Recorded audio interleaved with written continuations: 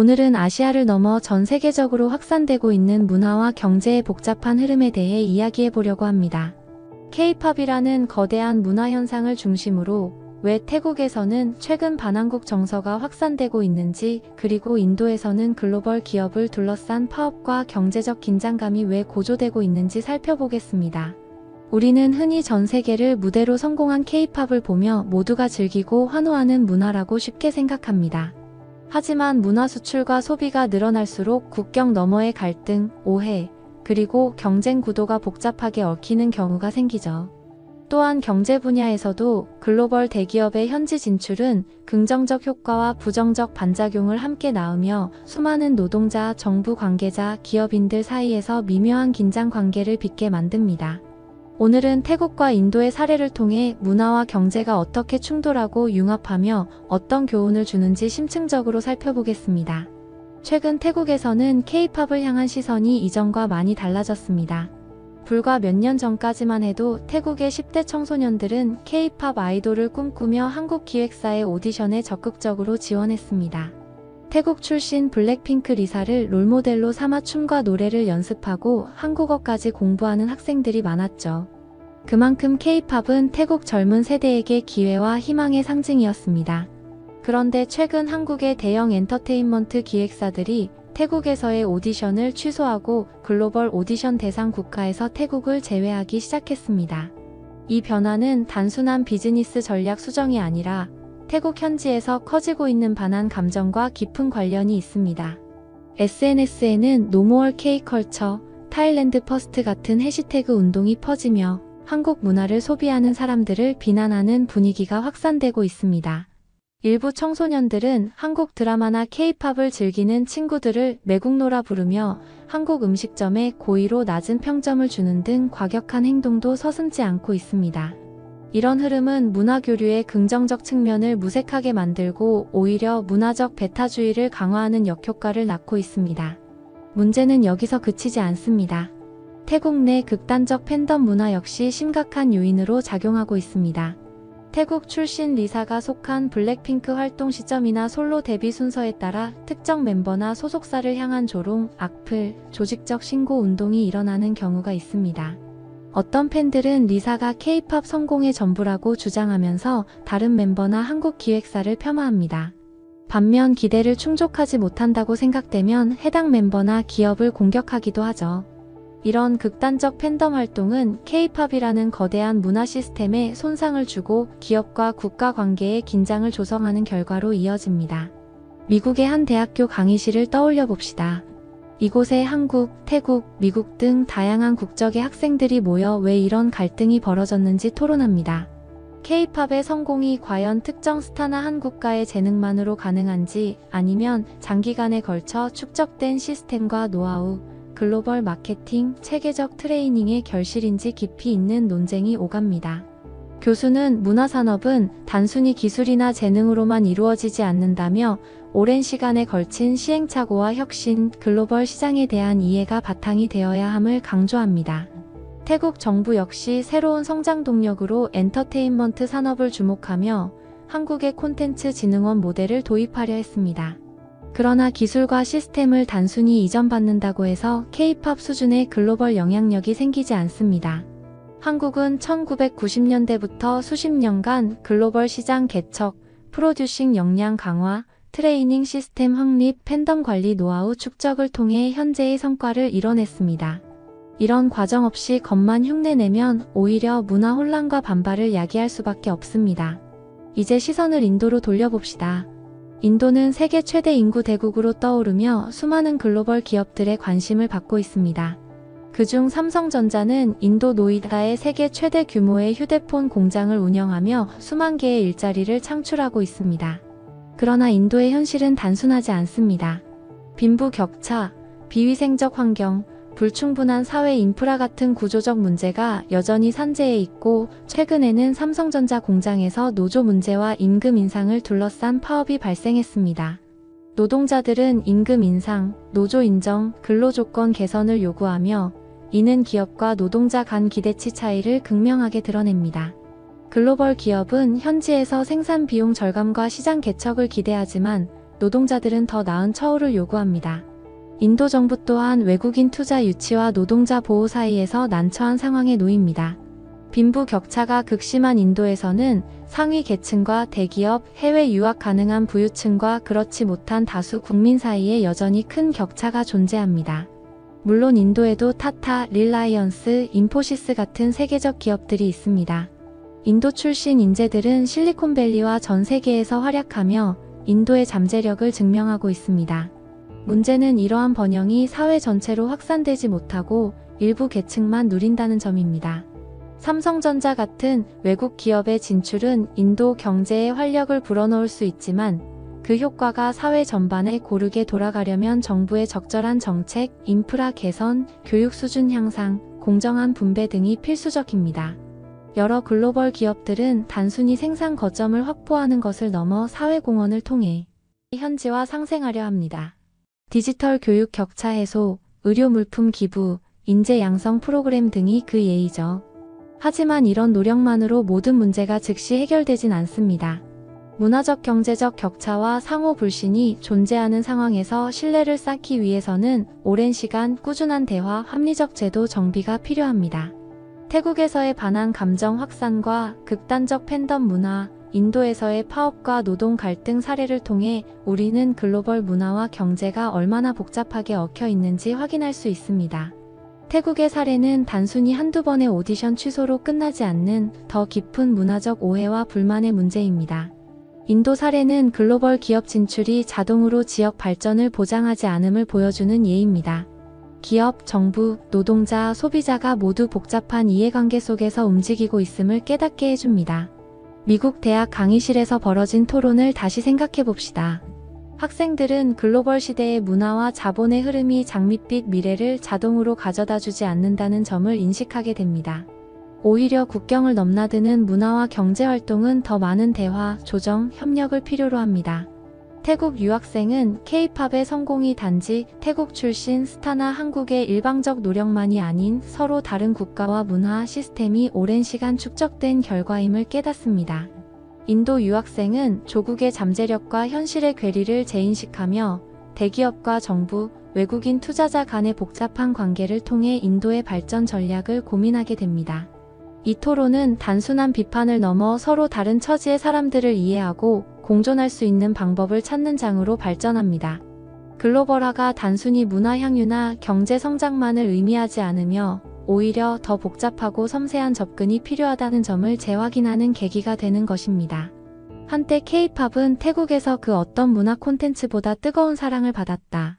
드라마, 예능, 영화, 음악 등 한국에서 수출되는 모든 엔터테인먼트 콘텐츠는 태국 대중들의 마음을 사로잡았고 이는 단순히 팬덤 수준을 넘어 관광산업까지 활성화할 만큼 막대한 파급력을 지녔다. 2000년대 초반부터 태국은 동남아시아에서 한류가 가장 먼저 뿌리를 내린 나라 중 하나였다.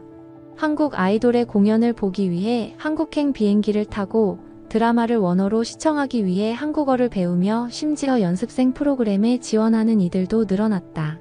태국 팬덤은 충성도가 뛰어났고 기획사와 아티스트 입장에서는 무시할 수 없는 주요 시장이었다. 이런 흐름 속에서 블랙핑크의 리사, 2PM의 니쿤 등 태국 출신 아이돌 스타들은 양국의 문화 교류를 더욱 가속화했다. 태국 팬들은 이들 스타를 자국의 자부심으로 여겼고 한국 엔터테인먼트 산업을 동경하는 분위기가 짙었다. 태국 정부와 기업들은 한국의 시스템과 노하우를 벤치마킹하며 자국 엔터테인먼트 산업의 글로벌화를 노리기도 했다. 2023년에는 콘텐츠 진흥기관을 설립해 한국 모델을 따르고 연습생 시스템, 음악 제작 인프라, 퍼포먼스 기획, 팬 관리 기법까지 꼼꼼히 살펴보았다. 이 모든 과정은 태국이 한국처럼 세계적인 문화를 수출하는 나라가 되기를 바라는 열망에서 비롯되었다. 그러나 시간이 흐르며 이러한 밀월 관계에 균열이 생기기 시작했다. 가장 큰 문제는 신뢰의 균열이었다. 태국 측 일부 관계자들은 한국 기획사들을 향해 노하우 이전을 강하게 요구했고 이는 점차 자원과 인프라까지 공유하려는 모습으로 비쳤다. 한국 측 기획사들은 이를 태국이 선을 넘었다고 판단했다. 또한 일부 태국 제작사들이 한국 음악이나 프로그램을 무단으로 모방하거나 극히 유사한 콘셉트의 콘텐츠를 내놓는 등 표절 혹은 모방 논란이 불거졌다. 이로 인해 한국 엔터테인먼트 업계는 태국과의 장기적 파트너십에 회의감을 갖게 되었다. 게다가 일부 태국 팬들의 극성 행동 역시 문제가 되었다. K-팝 팬덤은 전 세계적으로 열정이 넘치는 것으로 유명하지만 태국 팬덤 일부는 태국 출신 멤버를 과도하게 편애하며 다른 멤버들을 공격하거나 심지어 악의적인 신고나 악플을 통해 해당 멤버의 활동을 방해하는 일도 있었다. 블랙핑크의 리사를 중심으로 팀 멤버 간 비교를 조장하고 로제나 제니가 리사보다 주목받는 순간을 공격적으로 바라보는 태도는 한국 기획사들 입장에서는 부담스러운 팬덤 문화로 비쳤다. 연습생이나 아티스트를 선발하는 과정에서 특정 출신 국가의 팬덤 리스크를 감안하지 않을 수 없었고 그 가운데 태국 팬덤의 일부 극단적 움직임은 향후 협력과 오디션 진행에 있어 걸림돌이 되었다. 이런 상황에서 2024년 한국의 대형 기획사들은 글로벌 오디션을 진행하면서 태국을 주요 대상국에서 제외한다는 전략적 결정을 내렸다. 이는 단순히 태국을 무시하고 배제한다기보다는 새로운 시장을 개척하기 위해 몽골, 카자흐스탄, 캐나다 등 다양한 국가로 진출하며 팬덤을 다변화하기 위한 것이었지만 태국 팬덤에게 이 소식은 배신으로 받아들여졌다. 우리가 그토록 K-팝을 사랑하고 지원했는데 이제 와서 등을 돌리는 거냐는 비판이 쏟아졌고 온라인 커뮤니티와 SNS에는 한국 연예계를 향한 원망과 분노의 목소리가 넘쳐났다. 이런 갈등 국면에서 우리는 흥미로운 대비를 볼 수 있다. 바로 블랙핑크의 로제와 리사의 솔로 활동이 그 예다. 로제는 안정적이면서도 진정성 있는 음악과 퍼포먼스로 팬들을 사로잡고 있다. 그녀의 솔로곡은 대중성, 음악성, 그리고 무대 위에서 빛나는 감성을 고루 갖추어 전 세계 팬들의 호응을 끌어내는 중이다. 마마 어워즈에서 브루노 마스와 함께한 협업 무대는 사전 녹화 논란에도 불구하고 독보적인 예술적 완성도를 보여주며 해외 팬들에게 큰 인상을 남겼다. 로제는 화려한 안무나 자극적인 콘셉트보다 밴드 사운드와 감미로운 보컬을 통해 음악 본연의 힘을 전면에 내세웠다. 이러한 접근법은 남녀노소 쉽게 즐길 수 있는 음악적 매력을 극대화하고 이를 바탕으로 글로벌 시장에서 인정받는 데 기여했다. 반면 리사는 솔로 활동에서 과감한 이미지 변신과 강렬한 퍼포먼스로 새로운 길을 모색했다. 그러나 이를 받아들이는 팬들의 반응은 엇갈렸다. 미국, 유럽 시장을 겨냥한 파격적인 스타일, 자극적인 무대 장치, 라이브 논란 등은 일부 팬들의 기대와 어긋났고 특히 일본을 비롯한 동아시아 팬들은 그녀의 변신을 과도하게 선정적이거나 K-팝 본연의 매력을 희석하는 시도로 보는 시각도 있었다. 결국 리사는 자신의 새 출발을 자국 태국에서 시도했지만 제대로 된 지원 시스템 없이 저작권 논란, 중국 시장 진출 실패, 프로모션 문제 등으로 어려움을 겪었다. 태국으로 돌아갔을 때 그녀가 맞닥뜨린 현실은 낡은 장비와 부족한 인력, 글로벌 스탠더드에 훨씬 못 미치는 환경이었다. 이는 스타 개인의 재능만으로는 극복하기 힘든 산업 구조의 문제였다. 여기서 주목할 점은 한국 엔터테인먼트 산업이 수십 년간 구축해온 체계적인 시스템의 위력이다. 로제가 성공할 수 있었던 배경에는 혹독하면서도 정교한 연습생 시스템, 분야별 전문 인력의 상주, 아티스트 심리 케어, 지속적 투자와 전략적 기획 등 종합적인 지원이 있었다. 한국 기획사들은 단순히 가수의 노래 실력이나 춤 실력을 키우는 데 그치지 않고 무대 매너, 인터뷰 기술, 팬 커뮤니케이션 방법, 법적 보호 체계, 피드백 시스템까지 모두 아우르며 하나의 완벽한 상품으로 아티스트를 성장시켰다. 이러한 토대 위에서 로제는 글로벌 차트를 장악하고 수많은 공연을 매진시키며 전 세계 팬덤을 확장하는 데 성공했다. 반면 태국의 엔터테인먼트 산업은 이러한 장기 투자와 인프라, 전문성 축적 과정이 부족했다. 한때는 리사라는 상징적 스타를 통해 전 세계의 주목을 받았지만 그녀가 태국으로 돌아왔을 때 시스템은 한국과 비교하기 힘들 정도로 열악했다. 체계가 없으니 유능한 스태프나 프로듀서, 마케팅 전문가를 확보하기 어려웠고 저작권 관리나 법적 대응 능력도 충분치 않았다. 이는 태국이 아직 국제 경쟁력 있는 문화산업을 꾸리는데 시간이 필요함을 보여주는 사례였다. 그렇다고 해서 태국이 가만히 있는 것은 아니다. 태국 정부와 업계 관계자들은 이번 사태를 계기로 자국 산업의 한계를 직시하고 있다. 한국 엔터테인먼트 산업을 벤치마킹하되 단순 모방을 넘어 독자적인 콘텐츠 개발과 체계적 인프라 구축을 고민하는 움직임이 감지된다. 이를 위해 전문 인력 양성, 법적 제도 정비, 글로벌 마케팅 전략 수립, 해외 전문가 초빙, 팬덤 문화 개선 등 다양한 접근을 모색하는 중이다. 오랜 시간이 걸리겠지만 태국은 이 기회를 통해 더 탄탄한 산업 기반을 마련하고 글로벌 시장에 진출할 수 있는 토대를 갖출 수 있을지도 모른다. 이 모든 과정은 단순히 태국이 한국에게 배신감을 느끼고 한국이 태국을 배제하는 1차원적인 문제가 아니냐.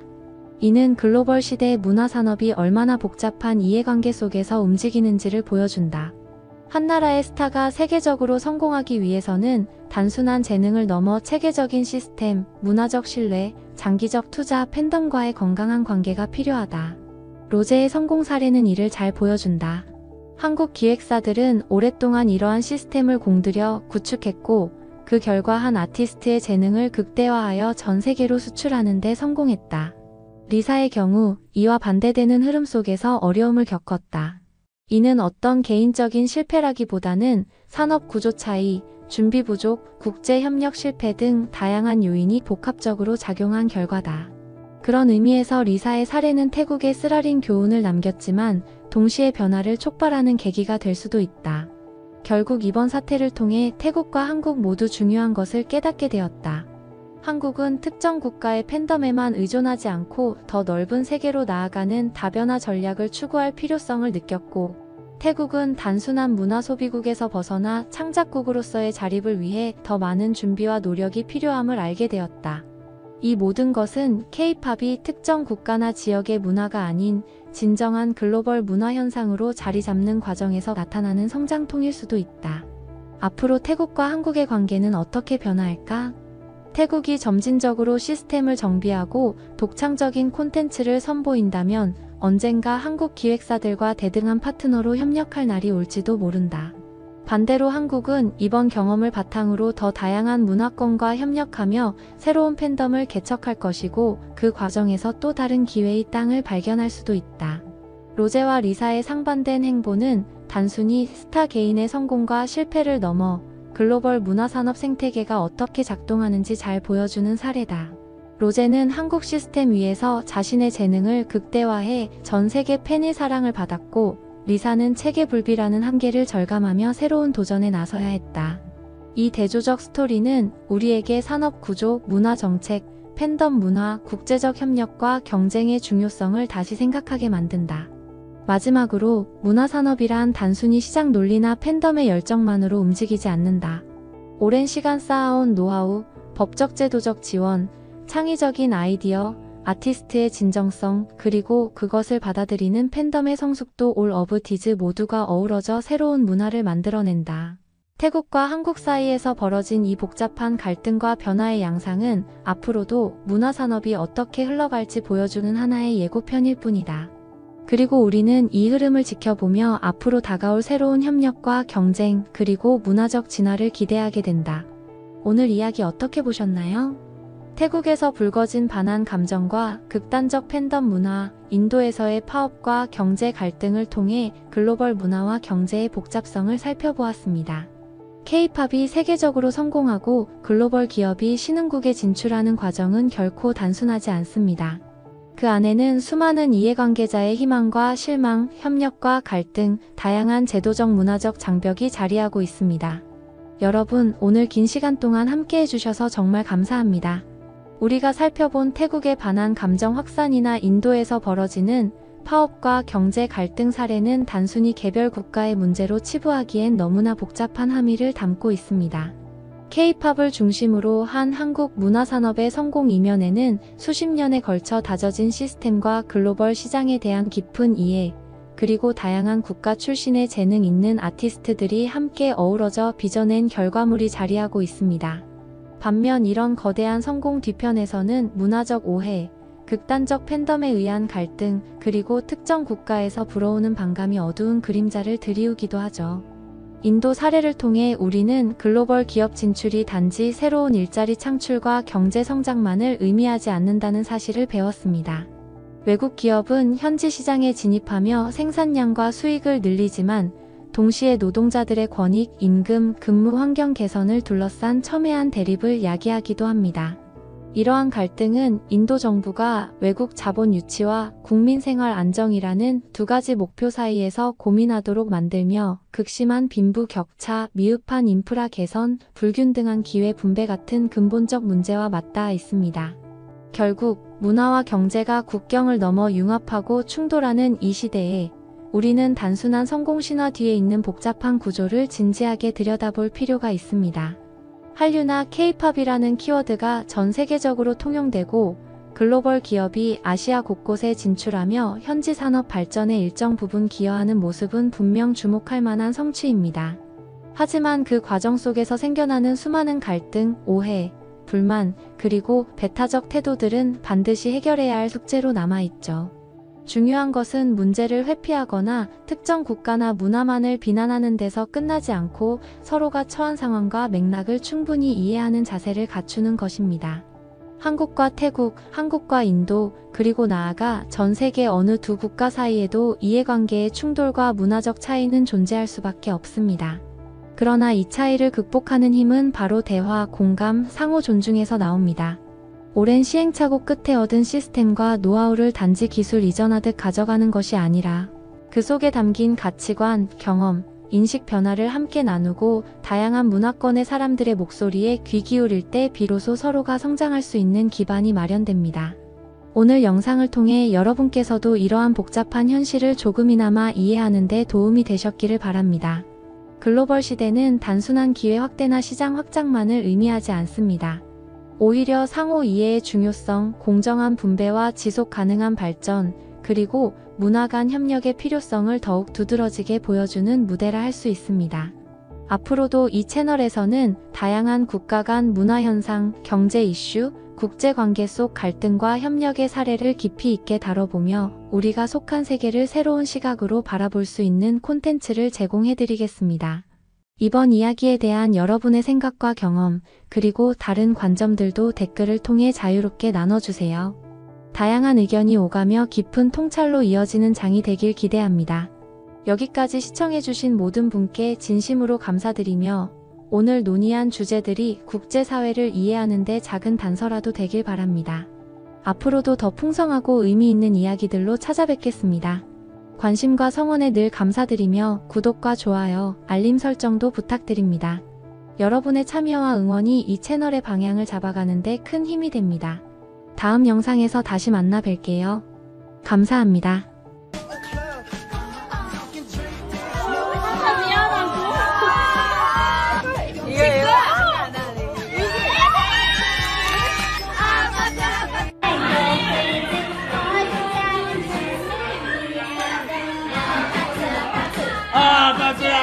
歌词呢？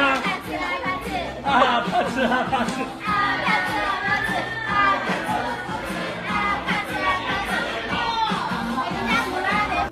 진짜 모르는데? 야, 나 아파트 뭐? 잠깐만요. 아, 예, I know, yeah. Don't you let me, baby. Can you play Alpatsu Margarita Mars? 아파. 이거. 아, 오케이. Thank you.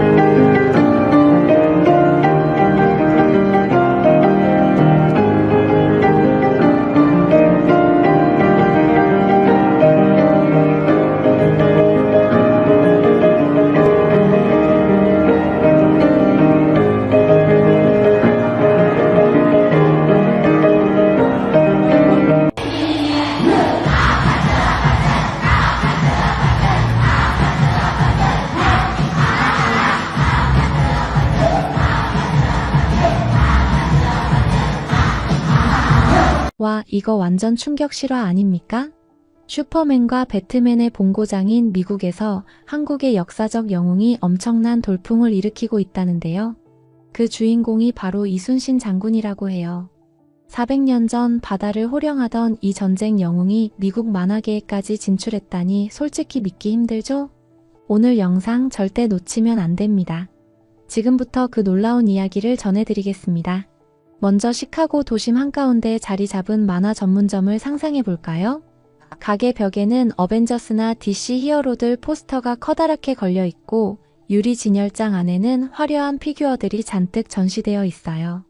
슈퍼맨부터 최근 히트한 히어로 영화의 캐릭터까지 미국이 왜 슈퍼히어로의 나라인지 딱 봐도 알 수 있죠. 이곳을 지나다니는 사람들도 서로 좋아하는 캐릭터 얘기를 나누면서 신이 나 있고요. 그런데 이 만화점 정문에 들어가기 전 사람들 시선을 확 끄는 광고판이 하나 보입니다.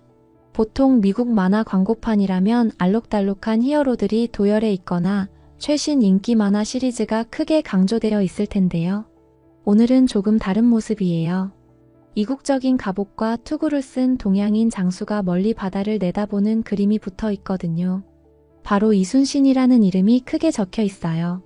한국인이라면 누구나 임진왜란의 영웅 하고 떠올리는 그 이순신 장군이 여기 미국 만화 전문점에서 당당히 소개되고 있다는 사실이 정말 신기하죠.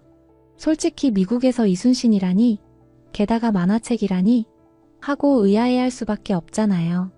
그런데 이곳 시카고에서는 이미 꽤 유명해졌대요.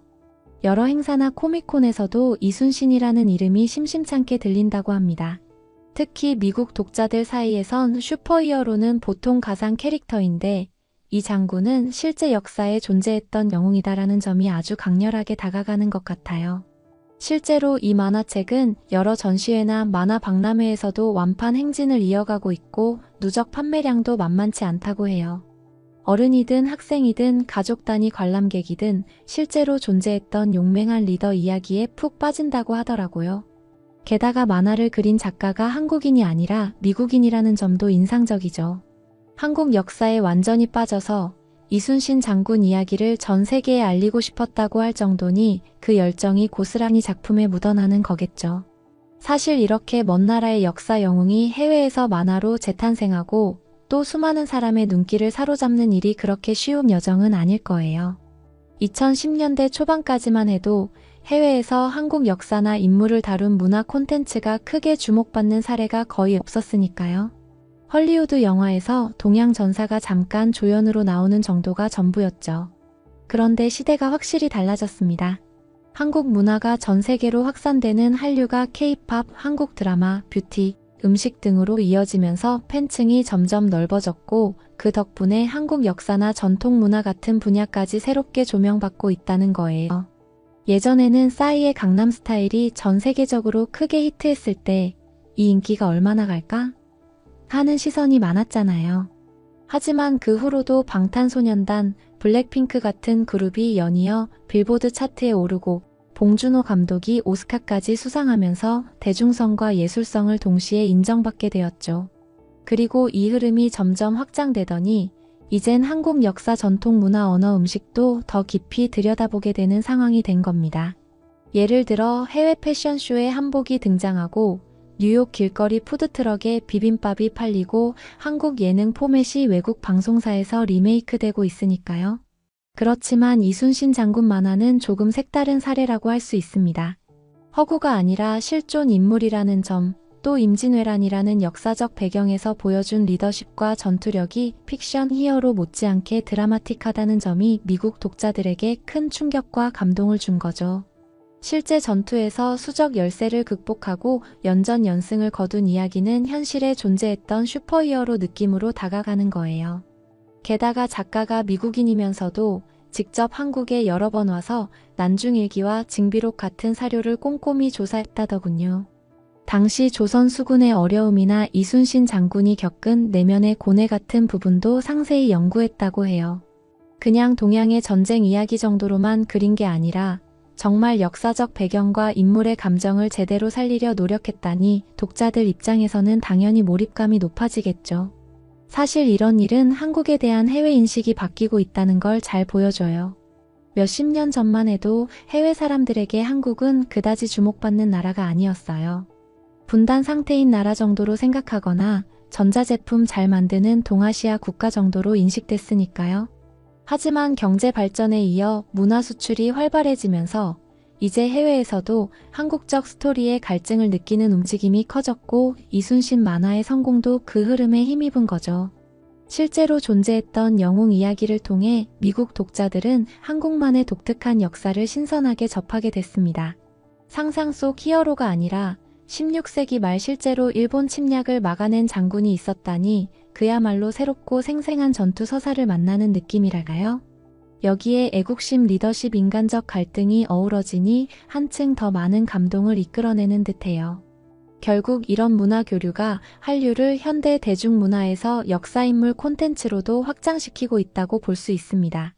임진왜란, 고구려 벽화, 훈민정음, 고려 청자 같은 엄청난 소재들이 아직 제대로 소개되지 않았는데도 벌써 이순신 장군 하나만으로도 사람들이 열광하니 말 다했죠. 진짜 영화 속 주인공 같은 극적 스토리가 실제 역사에서 나왔으니 해외 독자들이 호기심을 느낄 수밖에요. 결국 이렇게 한국 역사 영웅이 미국 만화 시장에서도 스포트라이트를 받게 된 건 한류의 확장과 해외에서 한국을 보는 시각이 바뀌었다는 걸 명확히 보여주고 있습니다. 그래서 이 프로젝트가 어떻게 커지고 또 어떤 파장을 일으키고 그 속에서 어떤 사람들이 열정적으로 뛰고 있는지 좀 더 알아보도록 하겠습니다. 시카고 만화 전문점에서 우연히 이순신 만화를 집어든 사람들은 대개 이런 생각을 한다고 해요. 갑옷 입은 동양 장수가 대체 누구지? 하고 말이죠. 그런데 책을 펼치자마자 치열한 해전 장면이 눈길을 확 끈다고 합니다. 포탄이 오가는 바다 위에서 생소한 거북선과 판옥선이 적 함대를 막아내는 장면이 엄청나게 웅장하게 그려져 있으니 호기심이 생길 수밖에 없죠.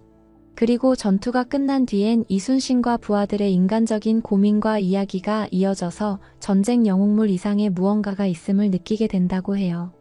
작가는 단순히 전쟁을 멋지게 그리는 데에만 집중하지 않았다고 합니다. 관직 생활에서 겪은 부조리, 왕과 대신들의 정치적 압박, 해군 재정비의 어려움 같은 실제 역사적 상황을 꼼꼼히 담아냈어요.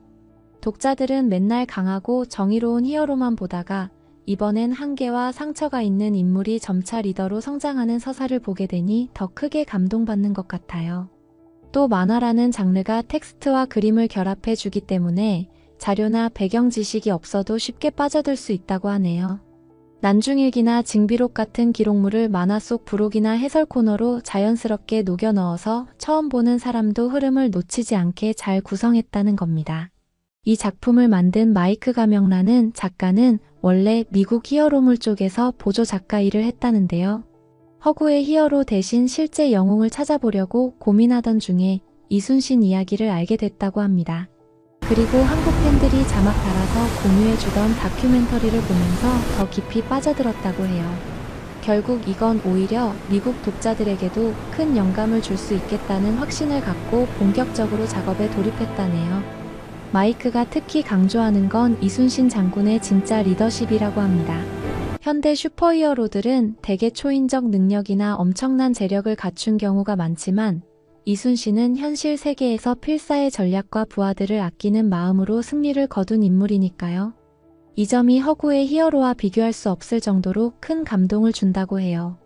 이 얘기가 코미콘 같은 대형 행사를 통해 알려지면서 이게 뭔지 모르겠다 하던 관객들이 슬쩍 훑어보고서는 단숨에 다음 권까지 사가는 경우가 많았대요. 새로운 히어로 이야기를 찾아다니는 팬들에게 동양의 실존 장군이라는 설정은 정말 신선했을 테니까요. 더 흥미로운 건 K-팝이나 한국 드라마를 통해 한국에 관심을 갖던 사람들이 또 이 만화에 빠져들면서 연쇄적으로 관심폭이 확장된다는 겁니다. 예를 들어 BTS나 블랙핑크를 좋아하던 10대들이 한국에 이런 영웅도 있었단 말이야? 하고 만화를 사보고 그 뒤로 거북선이나 임진왜란, 조선시대 전통문화까지 하나씩 찾아본다는 거죠.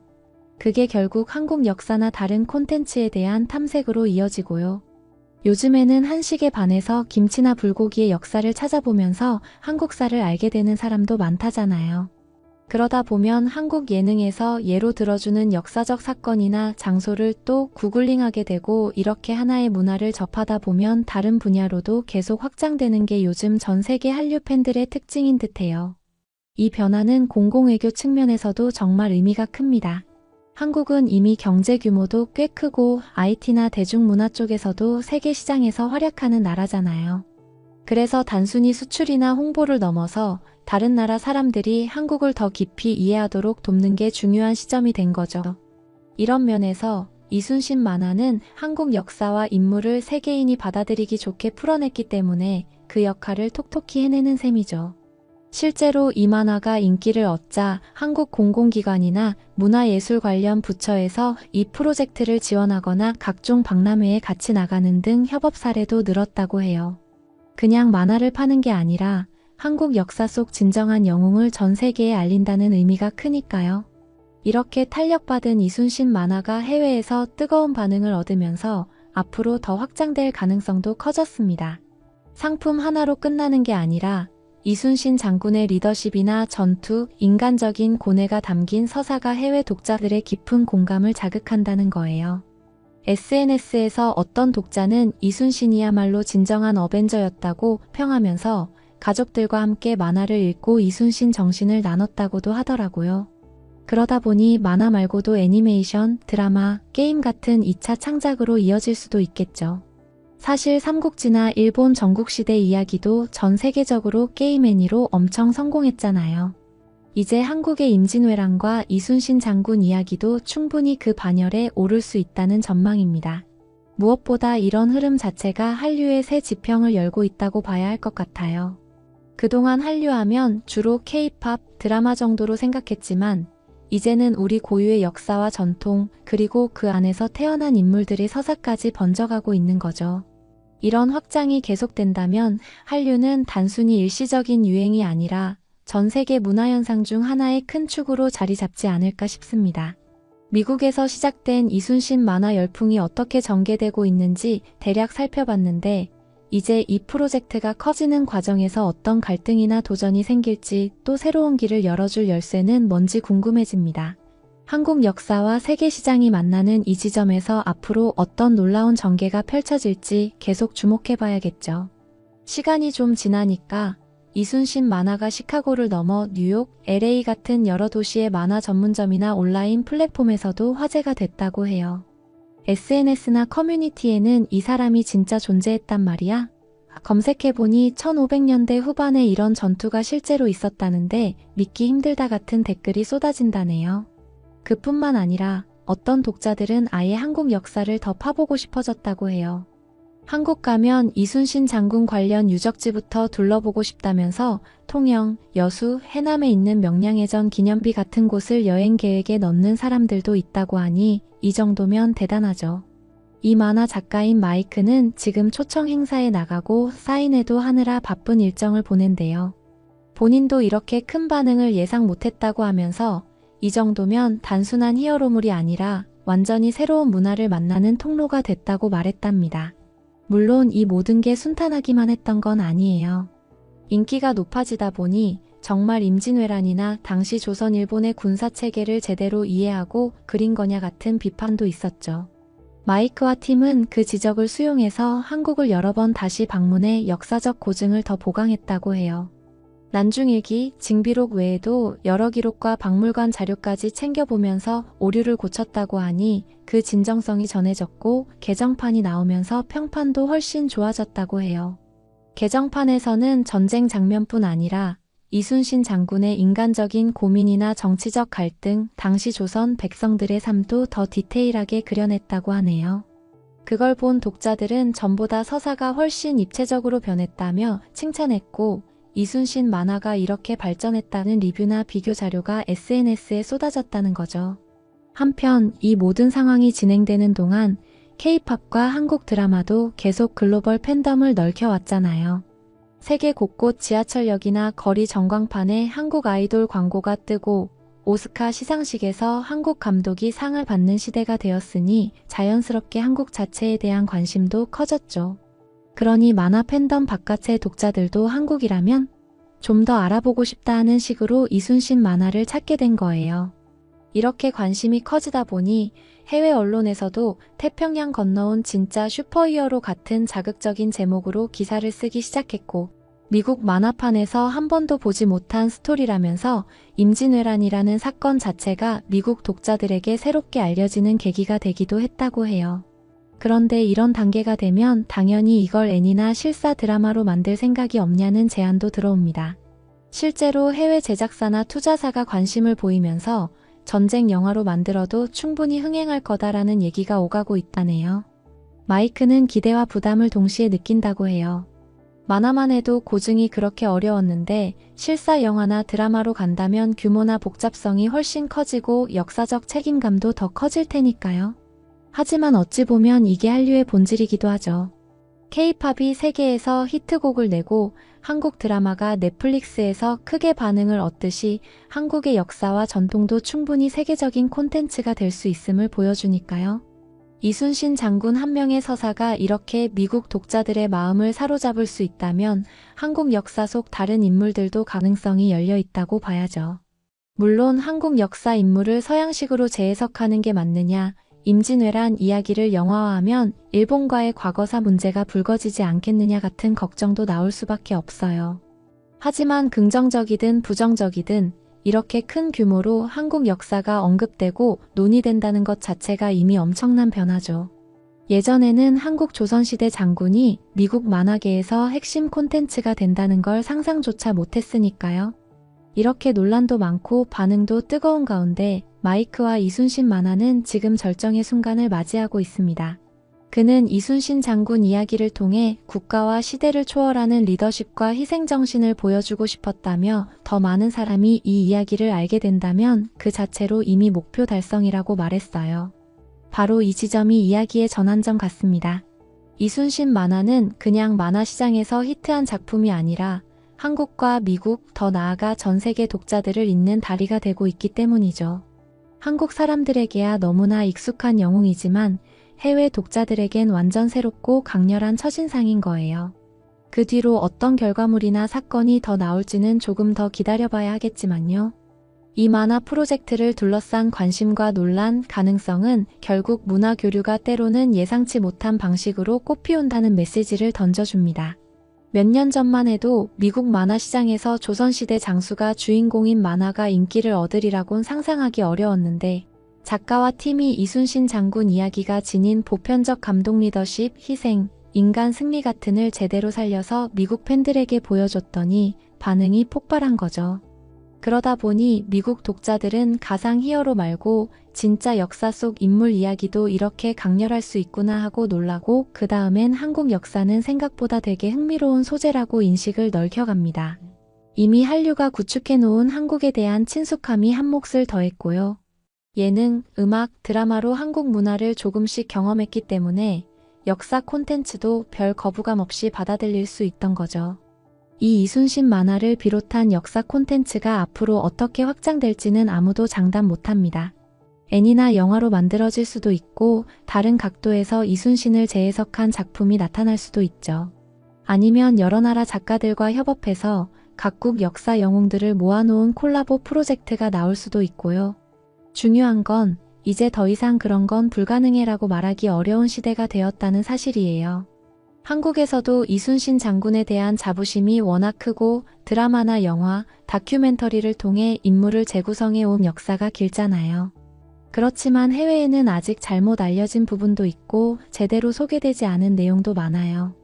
이번 만화를 계기로 전해지는 역사적 정보와 진실이 점점 더 폭넓게 퍼져나간다면 한 영웅을 통해 한국이라는 나라와 그 문화를 더 잘 알리게 된다는 의미도 있죠. 당연히 역사 콘텐츠가 완벽하게 사실을 재현할 순 없고 어느 정도 각색이 들어갈 수도 있지만 그 과정에서 계속 연구와 교류가 이어진다면 오히려 역사 알리기에 좋은 통로가 될 수 있으니 기대가 큽니다. 무엇보다 이순신 장군 만화라는 흐름은 궁극적으로 다음 세대의 시선을 바꿔놓는다고 봐요. 미국 10대들이 유튜브나 SNS로 K-팝만 듣다가 갑자기 이순신 이야기를 접하고 조선시대 국제관계나 해전 전술까지 뒤져보게 되면 그건 정말 대단한 변화잖아요. 단순한 엔터테인먼트를 넘어서 교양교육적 가치까지 생기는 셈이니까요. 결론적으로 해외에서 꼽히는 한국 영웅 이야기가 어디까지 전개될지 궁금하고 어떤 인물들이 더 스파트라이트를 받게 될지도 기대하게 됩니다. 이순신 장군이 선두주자로 세계 무대에 서서 좋은 반응을 끌어냈다면 안중근이나 세종대왕 같은 역사 속 다른 인물들도 충분히 길이 열릴 수 있겠죠.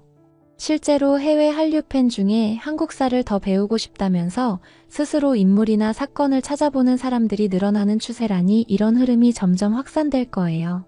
이런 문화 교류와 스토리텔링은 결과적으로 전 세계 사람들의 마음속에 한국이라는 나라를 새롭게 각인시킵니다.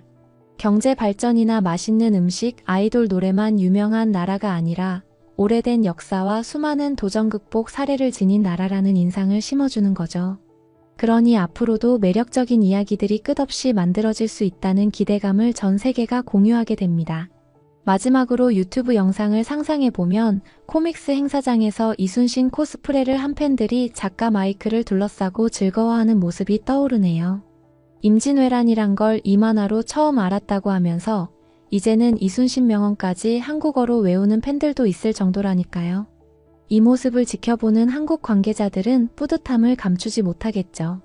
와, 한류는 K-팝과 드라마만으로 끝나는 게 아니었네. 우리 역사도 세계 무대에서 통할 수 있네. 하고 말이죠. 마이크는 그런 팬들을 보며 이순신 장군을 알게 된 건 내게도 엄청난 선물이다. 이 영웅의 이야기처럼 앞으로도 많은 사람이 진짜 감동을 느꼈으면 좋겠다라고 말합니다. 그리고 또다시 펜을 들어 다음 건의 콘티를 준비하죠. 이번에는 임진왜란 후반부 더 극적인 전투들을 그리겠다며 벌써 머릿속에서 그림이 펼쳐지고 있다고 하네요. 결국 이 거대한 이야기는 이제 막 시작된 거예요. 한국 바다에서 벌어진 전쟁이 400년 뒤 미국 만화계에서 되살아난다는 사실 자체가 얼마나 흥미롭습니까? 그리고 이 이야기는 여기서 멈추지 않을 겁니다. 이순신에게서 불이 붙은 호기심과 열정이 또 다른 한국적 스토리를 찾아 계속 뻗어나갈 테니까요. 마무리를 짓자면 이 이야기는 결이라기보다는 새로운 시작을 알리는 셈이에요. 뒤이어 후속 프로젝트와 협업, 해외 독자들의 관심이 계속될 거고 그 과정에서 이순신 장군이라는 조선의 영웅은 우리에게 계속 질문을 던지겠죠. 진정한 영웅이란 무엇일까? 사람들에게 참된 신뢰와 감동을 주는 지도자는 누굴까? 하고 말이에요. 우리 한국인 가슴속에만 전설처럼 자리 잡았던 이순신 장군이 이제 미국 유럽 아시아 전역의 낯선 독자들에게도 한 발짝 더 다가가고 있습니다. 이게 바로 한류가 가진 진정한 힘, 즉 문화를 통해 서로 소통하고 연결하는 힘이겠죠. 그리고 이 모험담은 한국의 수많은 창작자와 팬들의 열정에 힘입어 앞으로도 계속 세계로 뻗어나갈 것입니다. 오늘 영상에서 소개해드린 이순신 만화의 열풍 정말 놀라웠죠? 한류가 K-팝과 드라마를 넘어 한국의 역사까지 세계 무대에 우뚝 세우고 있습니다. 이 이야기는 이제 시작일 뿐. 앞으로도 더 흥미로운 한국 문화와 역사 이야기를 전해드릴 테니 구독과 좋아요 잊지 마시고 꼭 눌러주세요. 시청해주신 모든 분들께 감사드립니다. 다음 영상에서 또 만나요.